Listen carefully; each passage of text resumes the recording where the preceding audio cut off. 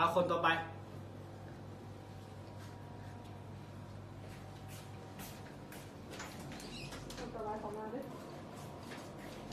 สบายดีวะนะ สบายดี วันนี้น้องมาสมัครงานเนาะทำไมก็รบกวนเรื่องภาษาหน่อยเนาะ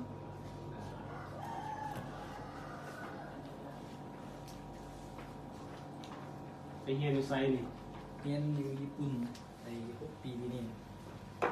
ทำใบประกาศก็เลยกลับมาสมัครงาน เฮียนเกี่ยวกับหยังเชี่ยวชาญวะ แม่อะไรเห็นเจ้าชั้นกันผ่าตัด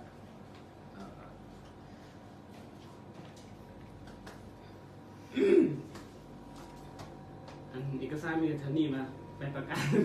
แม่อะไรที่ทำนี่ทำไมก็รบกวน เออ สวยทั้งเลยเนาะ เป็นหยังเนาะ สวยกันหาเป็นรูปเป็น ลา ลาย ย แค่ในซื้อให้แล้วก็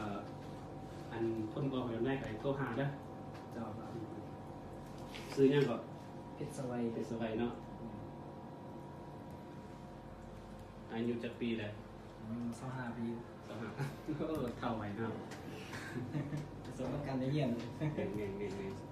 ได้แต่งงานหรือวะมีผัวมีเมียหรือวะ ยังมายังสวยยังนุ่ม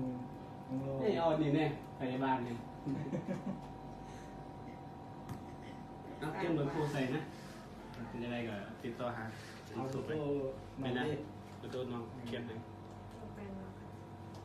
โอ้โห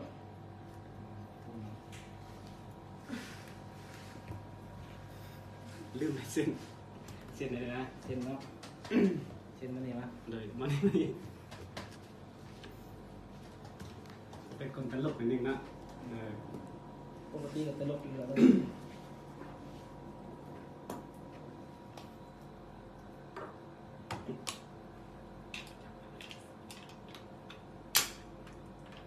คนอยู่เก่าเลย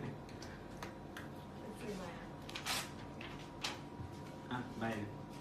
ที่ได้ไปติดต่อหาเด้อ เจ้าครับฉะนั้นก็ขอบใจเด้อ ไปต่อแกเป็น ที่ ยัง เรา